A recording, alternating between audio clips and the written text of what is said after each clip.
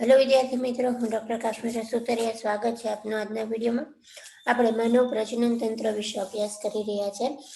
માદા પ્રજનન તંત્રની રચના ભણ્યા બાદ માદા પ્રજનન તંત્રની રચનામાં સંકળાયેલ બાહ્ય જનનેન્દ્રિયો એટલે કે vulva વિશે આપણે અભ્યાસ કરીશું. આવા ટોપિકનો આપણે અભ્યાસ શરૂ કરીએ પહેલા આગલા લેક્ચરમાં આપણે અભ્યાસ કરેલ માદા પ્રજનન તંત્રનું ફટાફટ રિકેપ જોઈ લે. માદા પ્રજનન તંત્ર મુખ્યત્વે અંતઃપ્રજનન અંગો અને બાહ્ય પ્રજનન અંગોથી બને છે. અંતઃપ્રજનન અંગોની વાત કરીએ તો અંડપિંડ કે જે પ્રાથમિક અથવા તો મુખ્ય પ્રજનન અંગ છે. શું કામ તેને પ્રાથમિક અથવા મુખ્ય પ્રજનન અંગ કહેવાય છે? તો કે અંડકોષો નું નિર્માણ કરે છે અને સાથે સાથે અંડપિંડી અંતઃસ્ત્રાવોનો સ્ત્રાવ કરે છે. અંડવાહિની બરાબર છે, ગર્ભાશયમાંથી ઉદ્ભવે છે અને અંડપિંડના પરિઘ વિસ્તાર સુધી તે લંબાયેલી છે. મુખ્યત્વે 3 ભાગોની બનેલી છે. અંડપિંડના પરિઘવર્તી વિસ્તાર નજીક ગોઠવાયેલો પહોળો ગરણી જેવો ભાગ અંડવાહિનીની ભાગ, જેની છેડા ઉપર તો કે ફિમ્બ્રી અથવા ઝાલર જેવી રચના છે. ફિમ્બ્રી કે જે પક્ષમાં લધિચ્છદ ધરાવે છે.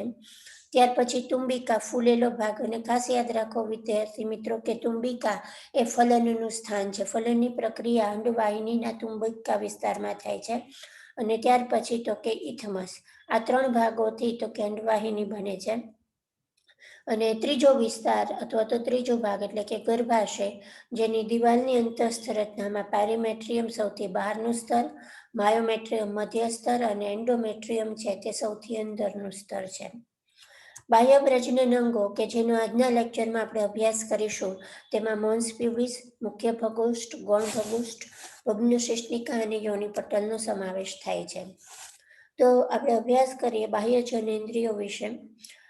બાહ્ય જનેન્દ્રિયો અથવા તો vulva જેને આપણે કહીએ છીએ તે યોનિ દ્વાર તરીકે પણ ઓળખાય છે. એટલે બાહ્ય જનેન્દ્રિયો કયો કે vulva કયો અથવા તો યોનિ દ્વાર કયો એક જ રચના છે.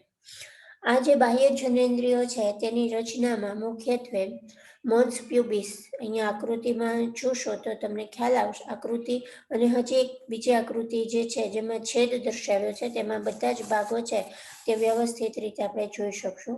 મોન્સ પ્યુબિસ, મુખ્ય ભગોષ્ઠ, અહીંયા જોઈ શકીએ છીએ કે આ મુખ્ય ભગોષ્ઠ બતાડી છે.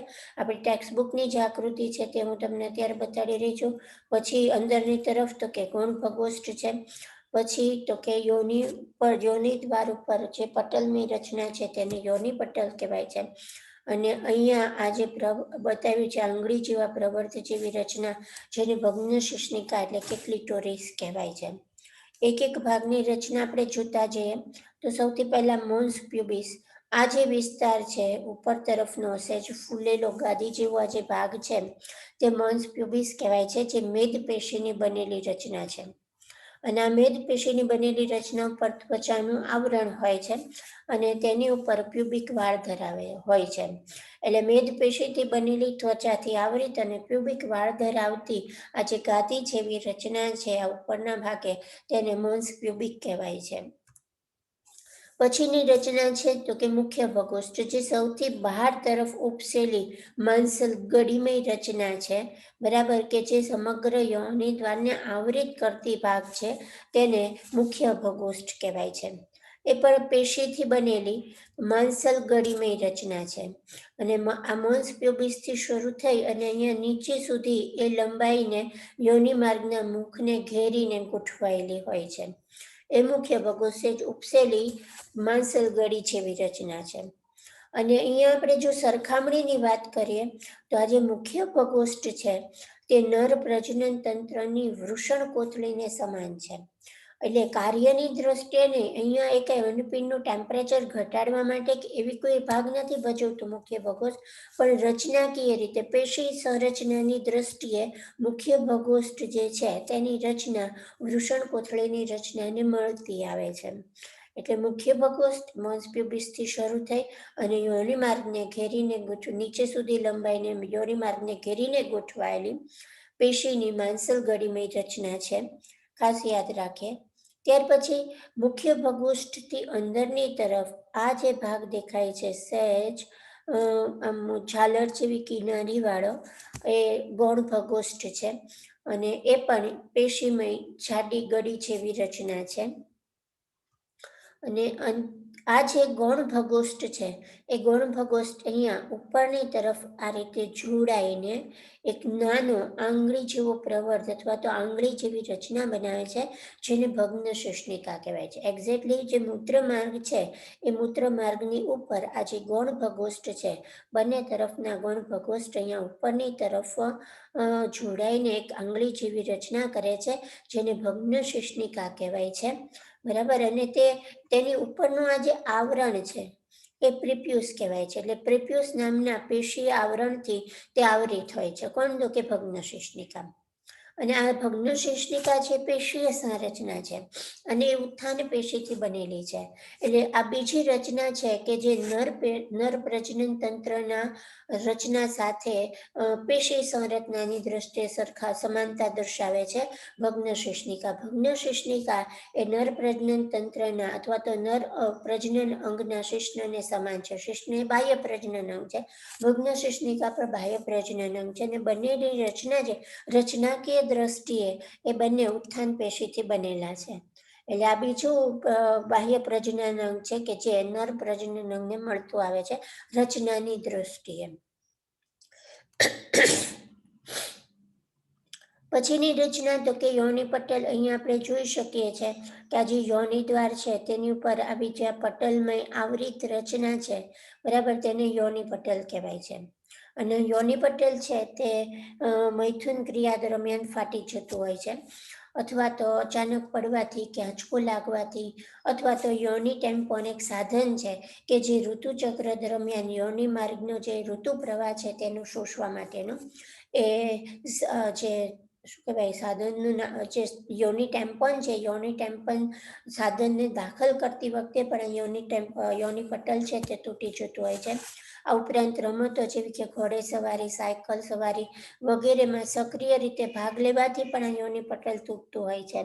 એટલે સામાન્ય રીતે યોનિ પટલને એક કૌમાર્યનું સૂચન માનવામાં આવતું હોય છે, પરંતુ આવી કોઈ પ્રક્રિયાના કારણે એ યોનિ પટલ તૂટતું હોય છે. એટલે યોનિ પટલની હાજરી અથવા તો ગેરહાજરી એ કૌમાર્ય ભરોસાપાત્ર સૂચક માનવામાં આવતું નથી.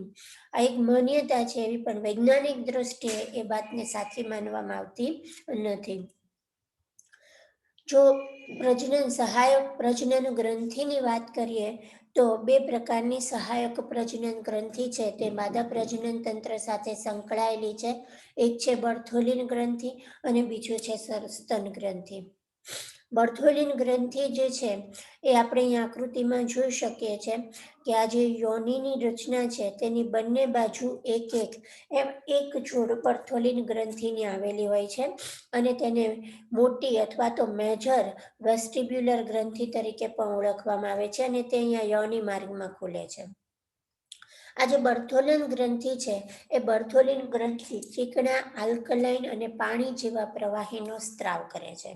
અને આ બર્થોલિન ગ્રંથિના સ્ત્રાવના લીધે તો કે યોનિ માર્ગ જે છે તેમાં આલ્કલાઇન માધ્યમ બને છે. હવે આવું જ ચીકણા દ્રવ્યનો સ્ત્રાવ કરતી ગ્રંથિ નર પ્રજનન તંત્રમાં કઈ છે? બલ્બોયુરેથ્રલ ગ્રંથિ. એટલે કાર્યની દ્રષ્ટિએ આ જે બર્થોલિન ગ્રંથિ છે તે કાર્યની દ્રષ્ટિએ નર સહાયક ગ્રંથિ બલ્બોયુરેથ્રલ ગ્રંથિ એટલે કે કાઉપર ગ્રંથિને મળતી આવે છે. આ ત્રણેય જે મેં સમાનતા તમને કીધી ખરેખર સ્ટારલાઇન પોઈન્ટ છે ને યાદ રાખવા. ફરીથી કહી દઉં કે જે મુખ્ય ભગોષ્ઠ છે તે પેશી સંરચનાની દ્રષ્ટિએ વૃષણ કોથળીની રચનાને સમાનતા દર્શાવે છે. ભગ્ન શિશ્નિકા છે એ પણ પેશી સંરચનાની દ્રષ્ટિએ નર પ્રજનન અંગ શિશ્નની સાથે સમાનતા દર્શાવે છે.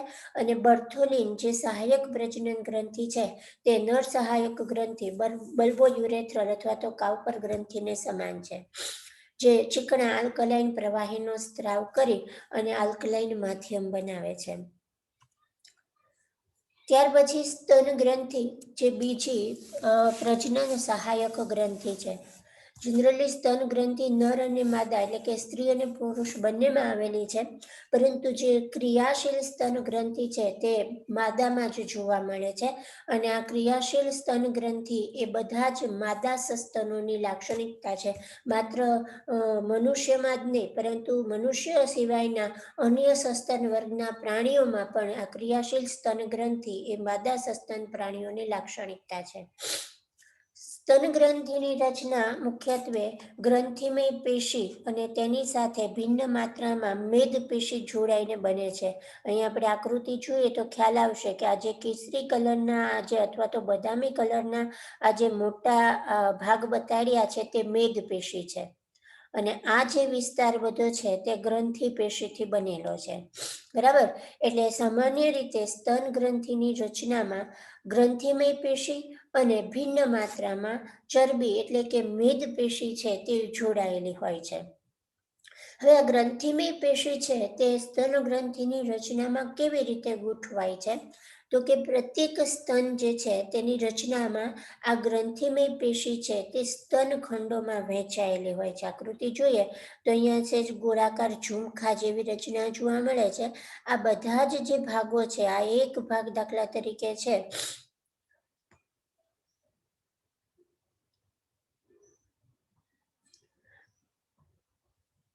આ જે એક ભાગ છે, આ એક ભાગ, તો આ જે એક છે સ્તન ખંડિકા છે, અને દરેક સ્તન ખંડિકાની રચનામાં આવી નાની નાની નાની કુપિકાઓ છે. એટલે આપણે એવું ખાલી સ્તન ખંડિકાની રચના શેનાથી થયેલી છે? તો કે સ્તન કુપિકાઓથી. એટલે સ્તન કુપિકાઓ સ્તન ખંડિકા સ્તન ખંડો બનાવે છે, અને એ 15 થી 20 સ્તન ખંડો જે છે તે આ રીતે પરિઘા અથવા તો ગોળાકાર રીતે ગૂંથવાય અને સ્તન ખંડોની રચના કરે છે. એટલે આ રીતના સ્તન ખંડો જે સ્તન કુપિકાઓથી બને છે. બરાબર, એટલે ગ્રંથિમય પેશી સ્તન ખંડોની રચના કરે, અને એ સ્તન ખંડોની રચનામાં સ્તન કુપિકાઓ છે તે ગોઠવાયેલી હોય છે. બરાબર, એટલે આ એની રચનાની વાત કરીએ કે પ્રત્યેક સ્તન છે તે ગ્રંથિમય પેશીના 15 થી 20 ખંડોથી બનેલી છે, અને તેને સ્તન ખંડો કહેવાય છે. અને સ્તન ખંડો તો કે સ્તન કુપિકાથી ઓળખાતા કોષોના સમૂહથી બનેલી છે. કુપિકાના કોષો જે છે તે ખરેખર દુગ્ધનું નિર્માણ કરે છે. સ્તન ગ્રંથિ જે છે, સ્તન ગ્રંથિનો સ્ત્રાવ શું છે? તો કે દુગ્ધ છે, જે બાળકના પોષણ માટે જનરલી સ્ત્રાવ પામતો હોય છે. તો ખરેખર એ દૂધનું નિર્માણ જે છે તે આ કુપિકાના કોષો દ્વારા થતું હોય છે. તે કુપિકાના કોષોમાં આ જે કુપિકાના કોષો છે તેના દ્વારા એ દુગ્ધનું જે નિર્માણ થાય છે, એ દુગ્ધ છે તે સ્તન નલિકા દ્વારા પોલાણમાં સંગ્રહ પામે છે, અને એ સ્તન નલિકા જે છે એ સ્તન નલિકા દ્વારા સ્તન વાહિનીમાં આવે છે, અને બધી જ સ્તન વાહિની ભેગી થઈ અને સ્તન તુંબિકા બનાવે છે, અને એ સ્તન તુંબિકા છે તે દુગ્ધ વાહિની સાથે જોડાય છે. આપણે અહીંયા આકૃતિમાં જોઈએ તો આ છે દરેક આ એક સ્તનખંડ છે, તો એની આ જે કુપિકાની આ નલિકા છે તેને સ્તન નલિકા કહેવાય છે. બરાબર, એ સ્તન નળી જોડાય અને આ શેની રચના કરશે? તો કે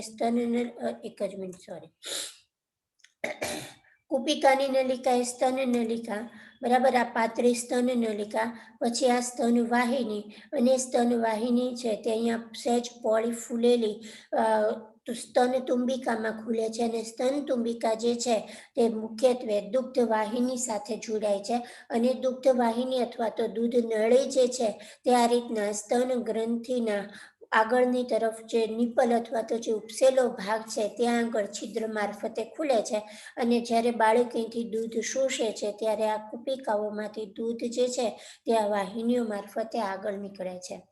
અને આ સમગ્ર રચનાની ઉપર આવું પેશીમય આવરણ છે જે તંતુમય પેશીનું બનેલું હોય છે.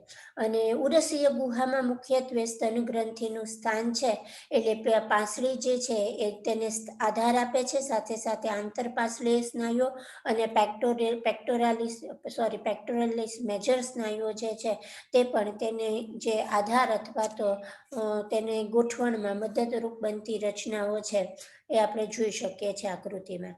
એટલે ફરીથી ફટાફટ કહી દે કે ગ્રંથિમય પેશી અને ભિન્ન માત્રામાં મેદ પેશી જોડાઈ અને સ્તન ગ્રંથિની રચના કરે છે.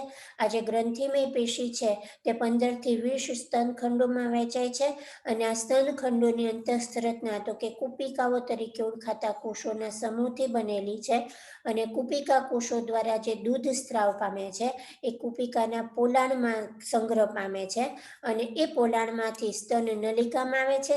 દરેક ખંડની નલિકાઓ ભેગી થઈ સ્તન વાહિની બનાવે છે અને સ્તન વાહિની ભેગી થઈ સ્તન તુંબિકા બનાવે છે જે દુગ્ધ વાહિની સાથે જોડાય છે અને તેના લીધે દૂધ શોષાવાથી દૂધ છે તે બહાર નીકળે છે.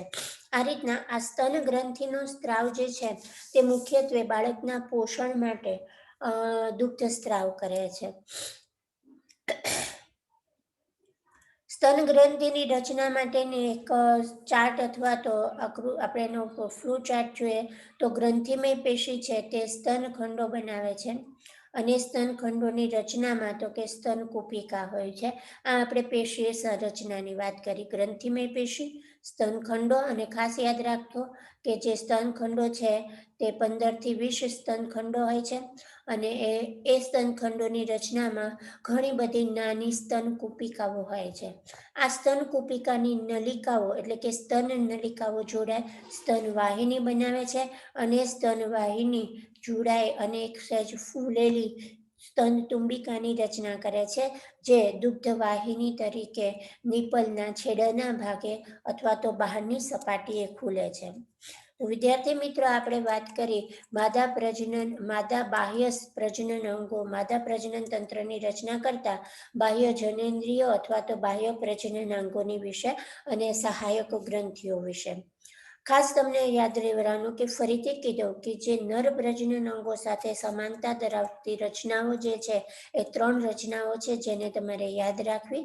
બરાબર છે. એ સિવાય સ્તન ગ્રંથિની રચનામાં આકૃતિ જે છે તે ઇમ્પોર્ટન્ટ છે. બરાબર. અને સાથે સાથે આ ચાર્ટ તમે યાદ રાખી લેશો તો સ્તન ગ્રંથિની રચના તમે ઇઝીલી તેના આધારે લખી શકશો. 2 માર્કના અથવા તો 3 માર્કના ટૂંક નોંધના પ્રશ્નમાં પૂછી શકે છે. સ્તન ગ્રંથિની રચના અને બાહ્ય જનેન્દ્રિયો જે છે એ પણ 2 થી 3 માર્કના પ્રશ્નોમાં પૂછી શકાય છે. બર્થોલિન ગ્રંથિ જે છે તે નીટ સંદર્ભમાં કીધું છે. કેટલાક રેફરન્સ બુકમાં એના વિશે MCQ છે એટલા માટે આ પોઈન્ટ આપણે અહીંયા કવર કર્યો છે. બહુ લાંબુ તેના વિશે યાદ નથી રાખવાનું. બરાબર છે. સ્થાન અને તેનું કાર્ય છે તે યાદ રાખવાનું છે. આશા છે કે આપને આજનો ટોપિક સારી રીતના સમજાણો હશે. Thank you.